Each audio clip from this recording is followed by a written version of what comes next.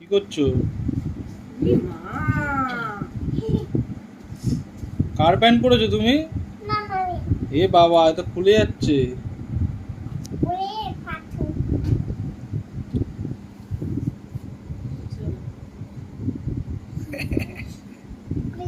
মাম্মার pant পরেছো?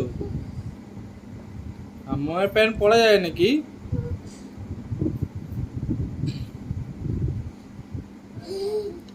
কি করছিস?